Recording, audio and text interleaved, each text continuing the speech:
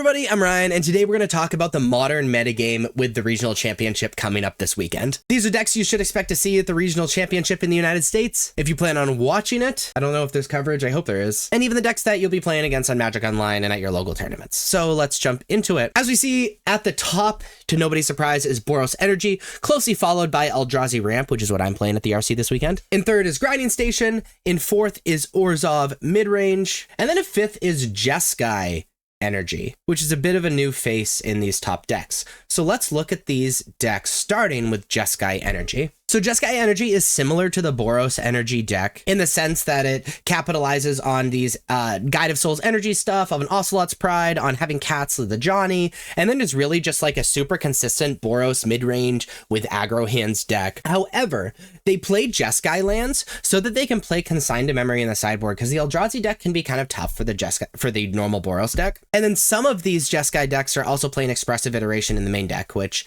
allows you to have more consistent draws, though giving up some of your aggro. In fourth is Orzhov Midrange, which is also like an Orzhov Blink deck, which is a little bit of a new face to the scene, but is very, very powerful. It uses Felia, Flicker Wisp, and Ephemerate to capitalize off of cards like Overlord of the Bailmerk, Solitude, White Orchid Phantom, Witch Enchanter, to be able to get these enter the battlefield effects over and over and very easily, so they can just get a ridiculous amount of value while being sort of a hate bear deck. And third is Grinding Station. What Grinding Station is attempting to do is get Grinding Station and Underworld Breach on the battlefield at the same time, while having a zero-cost artifact, preferably Mox Opal or Mox Amber if they have a legendary, into the graveyard, so that you can cast that from the graveyard, mill 3 cards, or sack that card, mill 3 cards with the Grinding Station, use those mill 3 cards to cast that zero cost card from the graveyard, tap it for mana, etc., until you've milled your entire deck and have a bunch of mana, and then just cast Thassa's Oracle or Grape Shot from your graveyard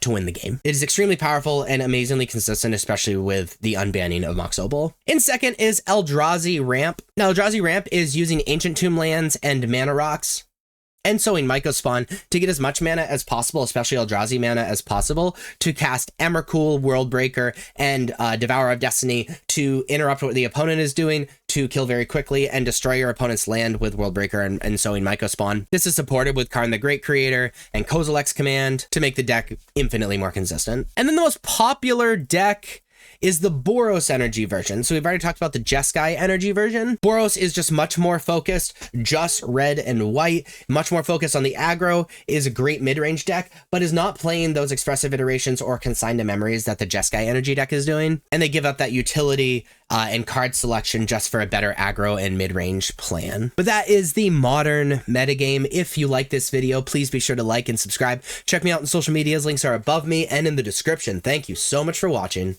I'll see you next time. Bye-bye.